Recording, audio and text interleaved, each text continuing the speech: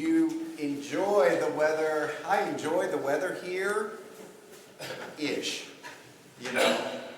What I don't sometimes is not quite my favorite is 72 degrees one week and 20-something degrees the same week. But I'm thankful that we live where we do. Can you hear it? You can't hear it? Are we on? Are we good? It sounds like it to me. All right. No? Okay.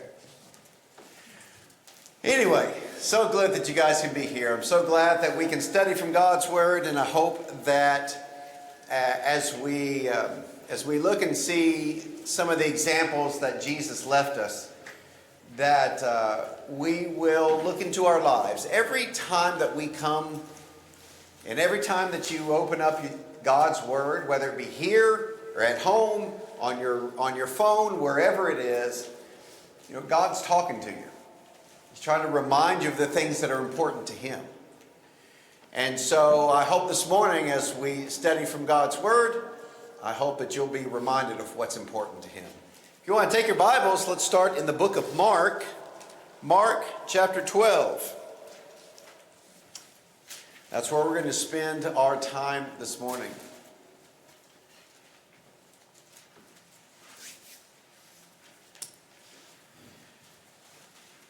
I've told you a few times about different people that I have interacted with. I've told you about Don Rogers, one of my friends that lives in Arkansas. I've told you about Miss Millie Bora, who was a convert down in South Florida, and who came to me and had a wheelchair and oxygen and couldn't walk and had all kinds of problems and wanted to know, what could I do for the Lord? And I've had several opportunities to go out of the country on some mission work. I started, well, Daniel had just been born. In fact, I think while I was gone, he started walking, didn't he? So I went to Nicaragua the first time, and that was my first trip out of the country into Central America. And that was different. I had been to Slovakia, which is it's in Europe, but this was a different venture. And how I got there was a member of the Lord's church that lived down the road from us. His son worked in Georgia, and they moved all of their plants to Nicaragua, and they asked if he wanted to go and move to Nicaragua. And he said, well, I'm not sure. And then they told him how much that they were going to pay him. And he went, well, maybe yes. And so he made a lot of money over there. And so his dad, that lived down the road from us, he'd go and visit them every once in a while. Well, he got involved with the churches and some of their needs.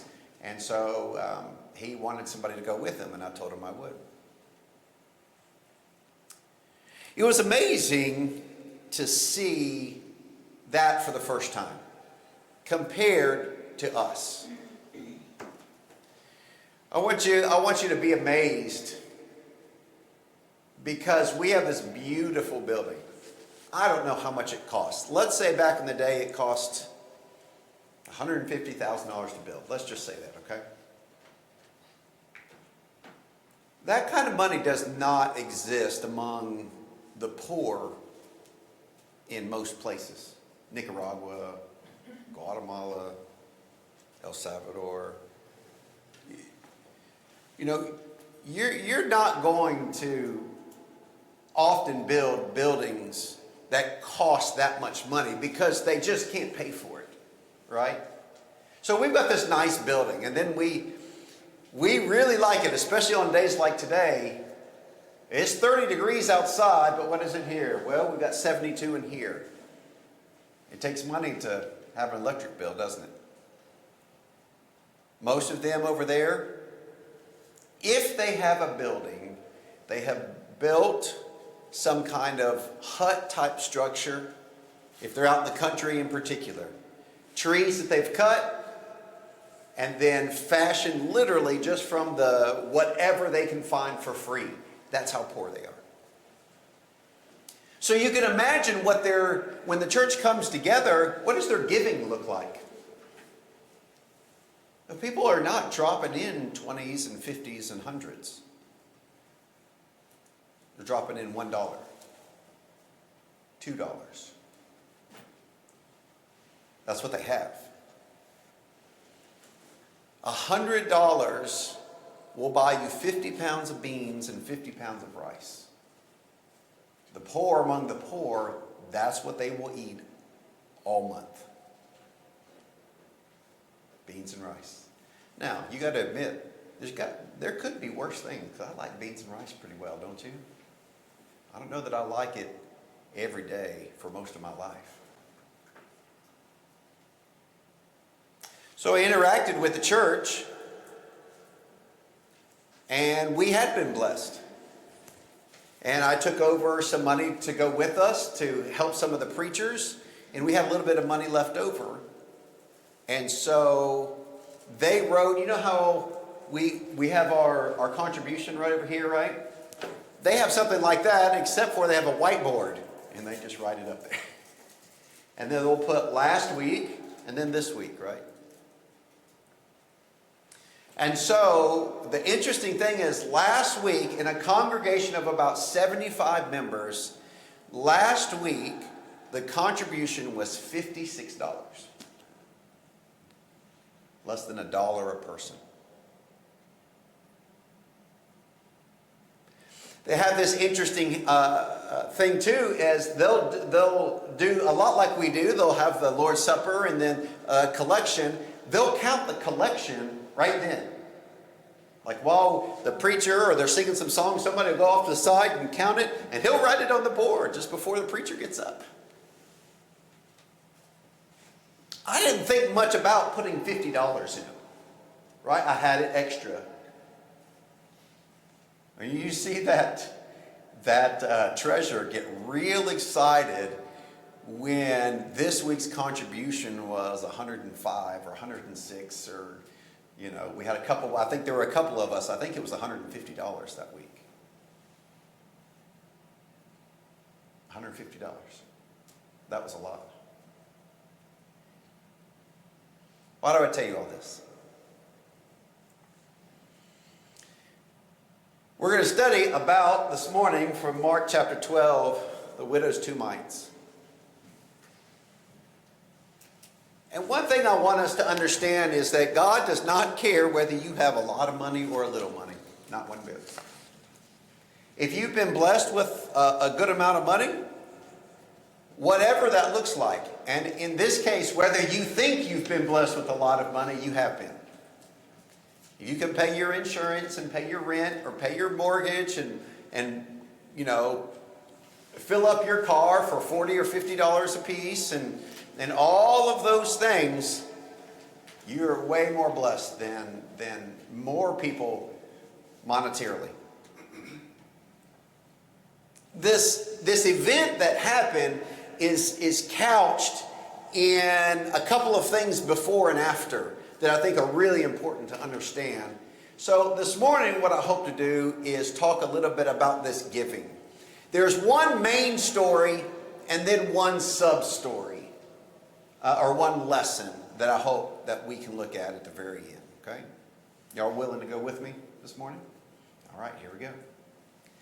All right, Mark chapter 12, there's just a few verses, so let's read it. Starting in verse 41.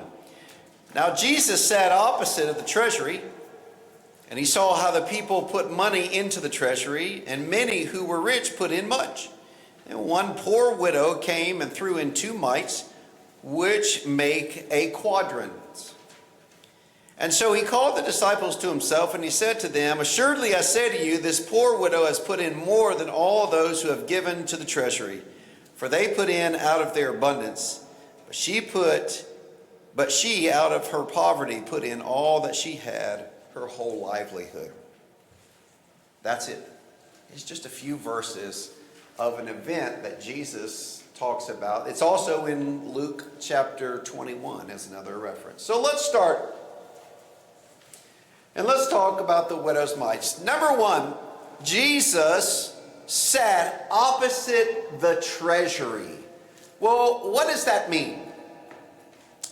Well, this is a rendition of what some think this treasury might have looked like, okay? You can see this. This was the box that they think was similar to what Jesus was talking about, okay? And what would happen is there were 13 boxes set up, as far as we can tell.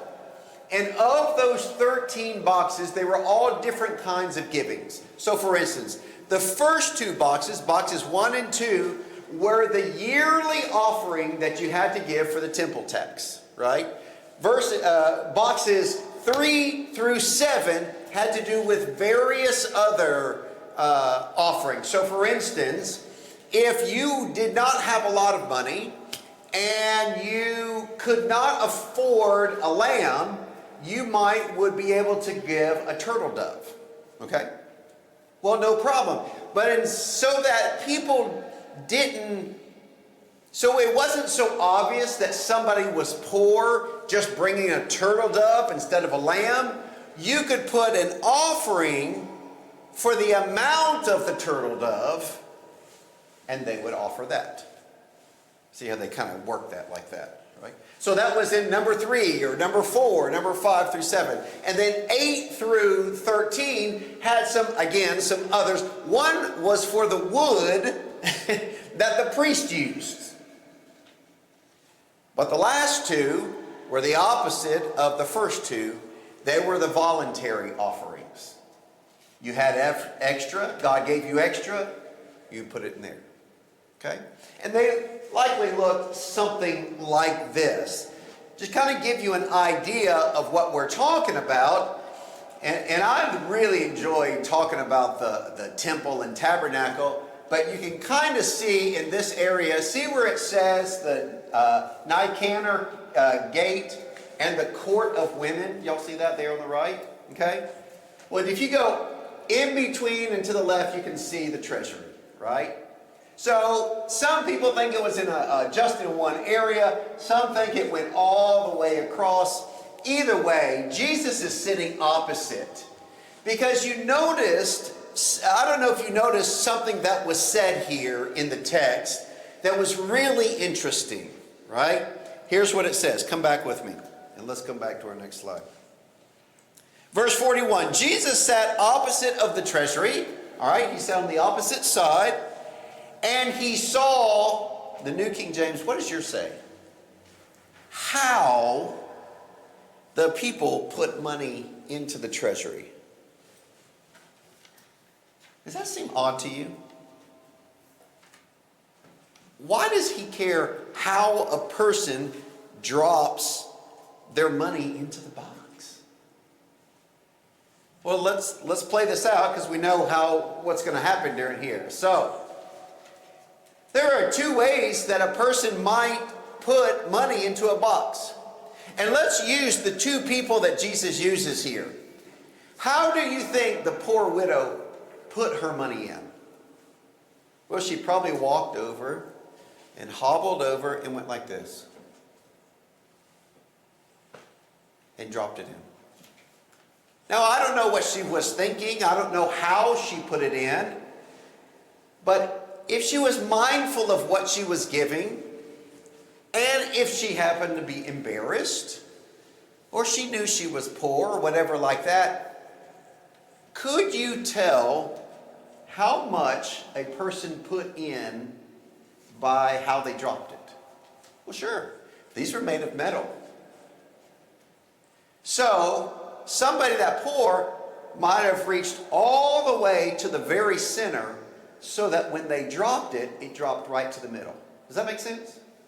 And you didn't hear a whole lot of cling, clang, clong. What if you wanted people to know how much you gave? Would you take that and just drop it right down the center? Or would you go, oops, clang, clang, clang, clang, clang, clang, clang, clang, clang, clang, clang, clang, clang. You see? So that seems to be at the heart of what Jesus was saying. He was watching how they were dropping the money in. And we see the result, as he's going to say later. So that's why we pick up on that a little bit more. And so what Jesus says is the rich put in a lot of money. They put in a lot of money, and the poor, she didn't put hardly any money in. So let's talk about this widow and what 2 mites was and such like that. 2 mites was worth so little money, I read somewhere, where it would have been the equivalent of 12 minutes of work. Well, I kind of figured, I like math, so I'm thinking if you get paid $20 an hour, what's 12 minutes worth? It's a few bucks. It's $2 or $3. You know, a half an hour is $10, 15 minutes is $5. You see how I got that right? And so in our vernacular, we would say it's just a couple bucks. It's a couple bucks you'd spend on a drink at Thornton's or at the Circle K or maybe a taco or two at Taco Bell. It's not a lot of money. And so she comes in and she drops these 2 little coins in. But Jesus says something about this, and he says she gave more than anybody else. Of course, how is that possible? When it says she put in, let's say she put in $2 and everybody else put in $500. Let's just say it like that, okay? How is it possible that she gave more? Well, what conclusion might you come to when Jesus says they put in out of their abundance? I got to thinking about that. Let me ask you this morning. Don't raise your hand. How many of you gave out of your abundance this morning? I did. So in other words, we planned it. We're going to take our $20 or $30 or $50 or $100, whatever money you gave, $5, and I have that extra to give. Well, then I thought, is that wrong for us to give out of our abundance? No. So when Jesus says they gave out of their abundance, there's something more than just they had extra to give. There's nothing wrong in giving out of your abundance. I want to suggest to you, they put lots of money in to be seen as righteous. So when it says they gave out of their abundance, I want you to kind of parenthetically think they gave out of their abundance so that they would look righteous. Okay? Same thing on the other side. What conclusion would you draw with a widow putting in her whole livelihood, as the scriptures say? What are the scriptures trying to get across? Whether we put $2 in or $500 in, neither one are right and neither one are necessarily wrong. So what is he trying to say? Well, she put in her whole livelihood. She didn't put in out of her abundance. She put in out of her poverty because she trusted that God would take care of her. Right? Is there an implication that the others were trusting in their money more than God? I think there is. I think there is. Let me run a rabbit for a second. That means, this wasn't the part of the script. So often when we think about money,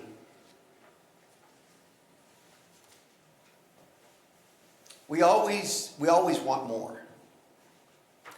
And I don't necessarily mean, I want to be a bazillionaire, right? If I could only make $100,000 a month, then I'd be happy. I don't think very few of us are. I I think very few of us even think that way. But what about, well, you know, if I had 5,000 more a month, that would make things comfortable. I could go on that trip that I wanted. You know, we could do this or we could do that. What I'm going to say about that is just that those things aren't inherently wrong. And having more is not necessarily wrong. But I would say that there are so often times there are warnings in the scriptures about being wealthy and being rich, aren't there? And the reason is because it's easy when you know where your bread is being buttered, you know how much money you have, you know where your money's coming from. It's easy, if we're not careful, to forget where it's really coming from. And that's coming from the Lord.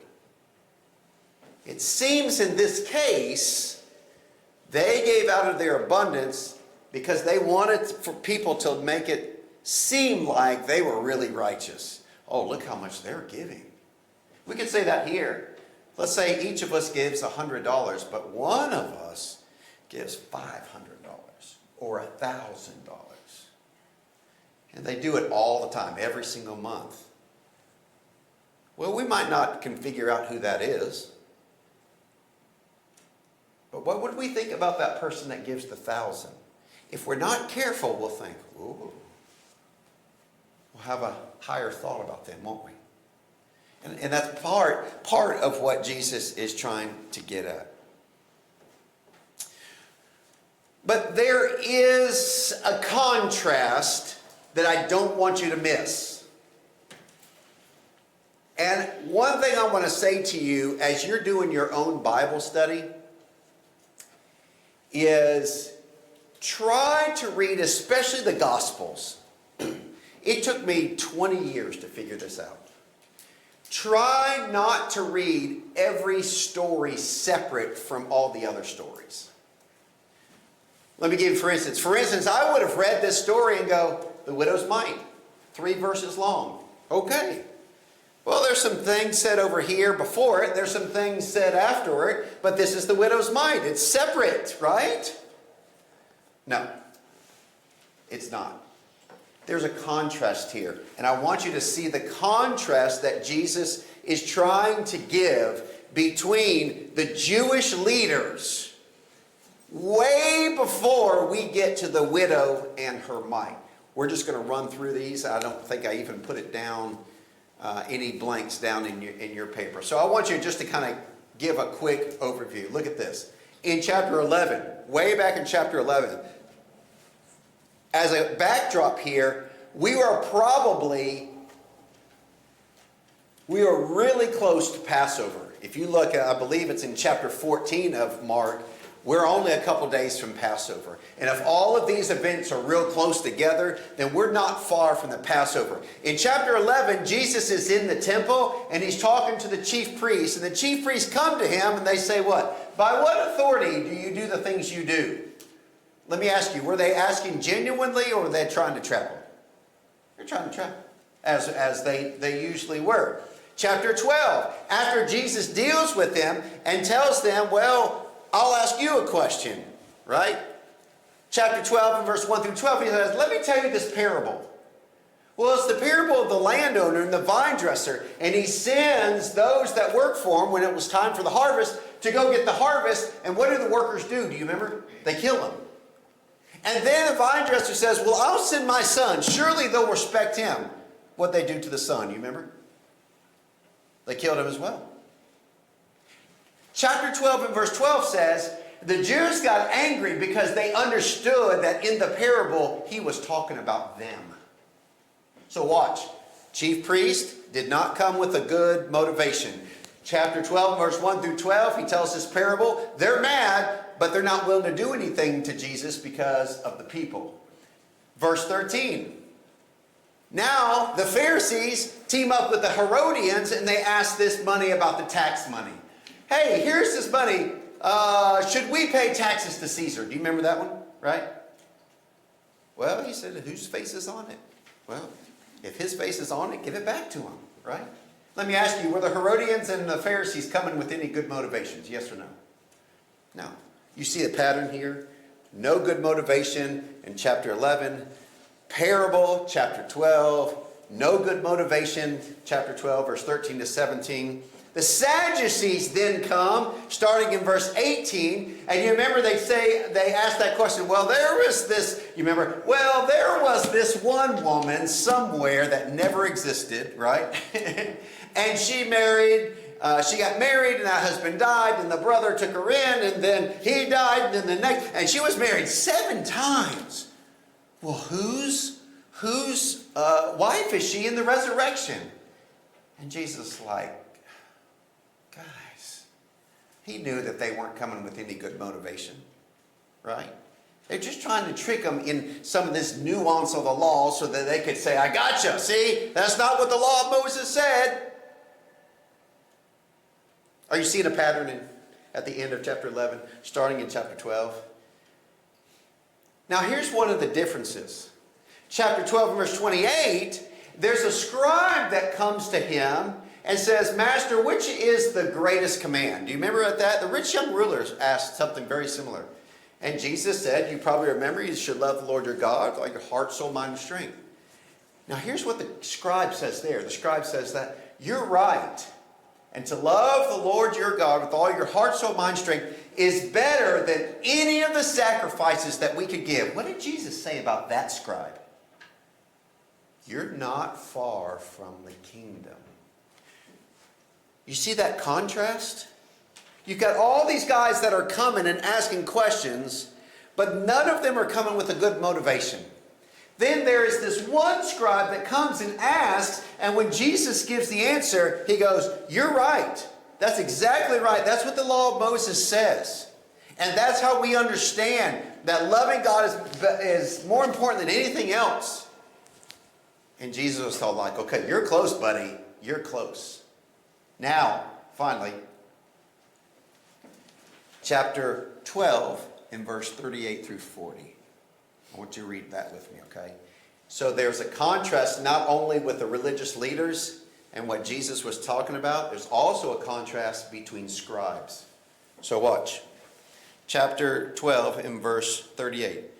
Then he said to them in his teaching, beware of the scribes who desire to go around in long robes, love greetings in the marketplaces, the best seats in the synagogues, and the best place at feasts. They like to be fancy, don't they? They like to be seen. They like to be important. But notice what he says. They not only like the best seats in the synagogues and the best seats at the feast, who devour widows' houses, and for a pretense make long prayers. These will receive greater condemnation. Why mention widows' houses? What he's trying to get you to see. See, you devour widows' houses because you had forgotten about the law of Moses. You've forgotten about being compassionate and taking care of the widows. You've forgotten about it so much so that you even kick them out of their house if they don't pay their rent on time. And you're the ones that think you're righteous. And then what does Jesus say? Let me show you who is really righteous. And then he gives the parable of the 2 mites. You see that? The widow with the 2 mites? All these are contrasts that he's trying to get us to understand. He's trying to help us while he's helping them. So let's make our 1 point of application, and then we'll be through for the morning. There is a subpoint, and when Joey asked me, he texted me yesterday, he said, hey, what are you preaching about? I thought about saying, well, the biggest lesson that I want us to learn is how are we actually righteous instead of just looking righteous? But I knew there were no songs that he could choose. So the subpoint here is that we need to not trust in our wealth. We need to trust in God. That's actually the sub point. That is not the main point here. That is a point that Jesus makes when he says she put in all of her livelihood, and the implication, I believe, is because she knew God would take care of her. But that's not really the main point. Here's the main point. Looking righteous in front of people is easy, but being righteous before God is humbling. I wanted to put difficult, but I don't know that it's always difficult. It is always humbling. That's the real thing here. You remember we read verses 38 through 40. That was the whole deal about the scribes. Beware of the scribes, because they walk around and they want for people to see them. They want for people to see them as the righteous leaders of Israel. But they're not. They are not near as righteous as they look on the outside.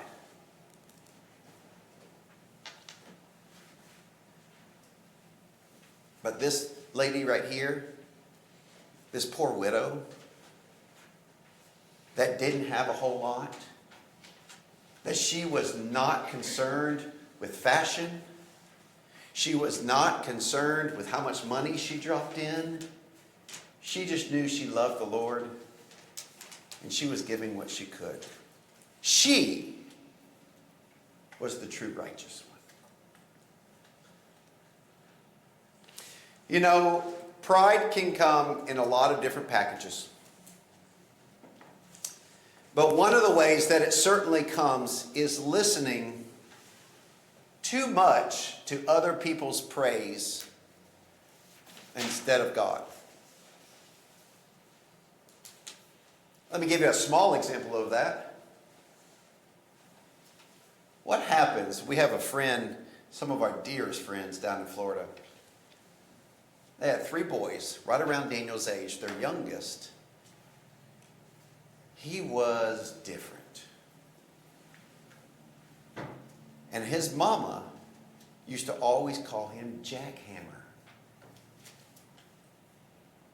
because he'd come at her.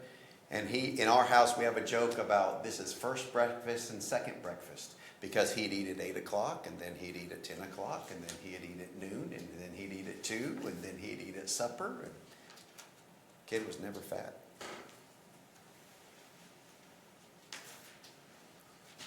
What happened, do you think, if his whole life he gets called Jackhammer? How do you think he's going to act as an adult? You see, what we tell our children can kind of be a self-fulfilling prophecy, right? So we got to be really careful. You can praise your kids too much. If you always tell them they're amazing and you're a princess and you're a this, that, and the other, guess what they're going to expect when they get older? They're going to expect those things. So as we listen to people, as people give us compliments, we need to be gracious and say thank you. But please take those things, especially when it comes spiritually, with a grain of salt. Because at the end of the day, the only praise that we need is the praise from our Father, saying, well done, good and faithful servant. That's it. That's it. It really is. Your wife can tell you, oh, you did a great job this morning. Oh, great job on the talk this morning. Good job, Ray. Those were some fantastic thoughts. And they were amazing. I loved them. But just take them with a grain of salt. Just say thank you. And be reminded of what God has done for us. Or somebody say, oh, you guys do in the back, y'all do it, Dylan and Tim, y'all do a great job, and I tell you, y'all do a great job in the back. Well, thank you so much. We're so happy that we can serve and be a blessing in the places where we can. If we're not careful, the praises of others will make us think a little more of ourselves than we should. I want to give you a passage that I think will be helpful to us. And that is Psalm chapter 139. Psalm 139, if you want to turn there with me. And if you want to, this is one of those that if you don't write in your Bible, this might be a good one to write in. Underline, circle. Psalm 139, starting in verse 1. Here is a wonderful way that we can keep humble before God. O Lord, you've searched me and known me. You know my sitting down and my rising up. You understand my thought afar off. You comprehend my path and my lying down. You're acquainted with all of my ways. That's humbling, isn't it? When you're by yourself, when you're in public, God is acquainted with every single way, every single thought, right? And so he says in verse 4, for there's not a word on my tongue, but behold, O Lord, you know it altogether. You've hedged me behind and before, and you lay your hand upon me. Such knowledge is too wonderful to me. It is high. I cannot attain for it. Where can I go from your spirit, or where can I flee from your presence? The whole chapter is about how all-knowing that God is.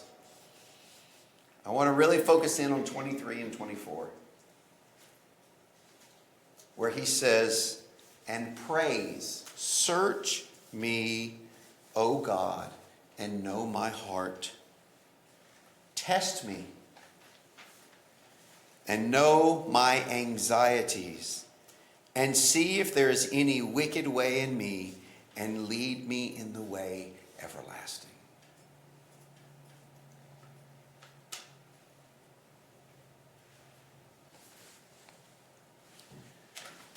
I'm going to suggest to you, only pray that if you mean it.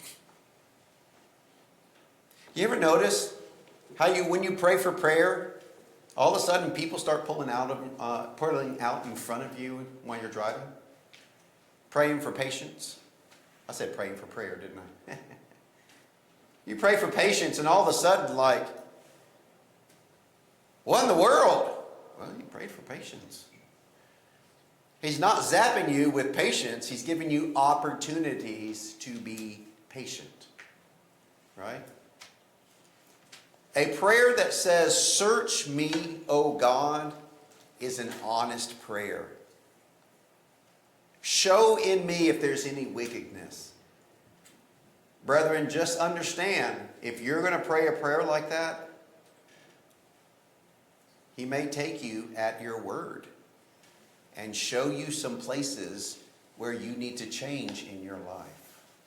But I want to suggest to you that we need to be comfortable enough with God's correction that we can pray this prayer anytime. So here's some suggestions on staying humble and some things to remember, okay? Number one, remember with God, he is the creator, and we are the created. Number two, we are the sinful, and he is not even once. And because of that, we need to remember, we don't have forgiveness because we say a prayer. We have forgiveness because God is forgiving to those who are humble. I also want to put in here, don't forget to serve others. You know why?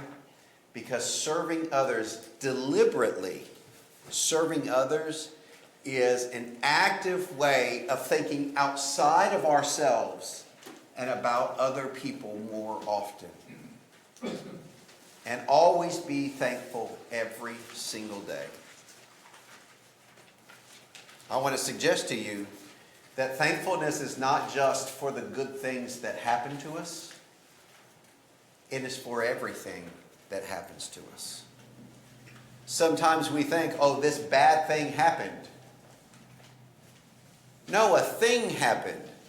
What we need to understand is sometimes some difficult things happen to us. It may be because we made a dumb decision, or it may be that God sent that thing for us because he knows that our character needs to be refined. So we've got two contrasts here as we have our invitation. The contrast is between those that looked righteous, but they were not. And they had a form of righteousness that was all about themselves and not about others and God. And then you have another woman who was not pretentious. She didn't care what other people thought. She didn't have a lot to give to be impressed. What she gave was true and honest trust in Jehovah God. And so now you've got a decision to make this morning. How you are going to serve him. I put a couple of passages about baptism up here. Baptism is not the end all. It's not the only thing a person does. But it is the beginning of the end, isn't it? It's the end of your old man, isn't it? We got to kill that old man. We've got that old man that wants to do what you want to do, or what feels good, or what is convenient for you. We've got to kill that man. He needs to die. And we do that by, Romans 6 says, we bury that man, and then the man that is raised up is living a brand new life, right? That man is in Christ. That man says, Lord, you are my Lord. Whatever you say, I will do. That's what we're looking for. That's what God is looking for. So we're going to offer an invitation here for anybody who needs to respond, just like last week. I always get the wrong one here. This one right there? No, not there. Sorry. That one right there. Just like last week with Sierra. She said, you know what? I want to be right. I want to know from this day forward that I'm right with God. Now here's one thing I'll say as well as we offer the invitation. Sierra is right with God, and maybe many of you are as well. But is it possible to be right and then be estranged from God? It is. It is. And you know who knows that probably the best? You and the Lord. While we're not saved by works, we are saved by giving our heart to him every single day, obeying as best as we can, and humbly walking with our God every single day. If you haven't done that yet, we've got some time to baptize you. Or maybe you just need prayers and say, I haven't been walking like I know I should. And I just need my family's help to pray and to offer up as many prayers as I can to God, that he might be a blessing to me in my life. If we can help you in any way, come to the front as we stand and sing this song.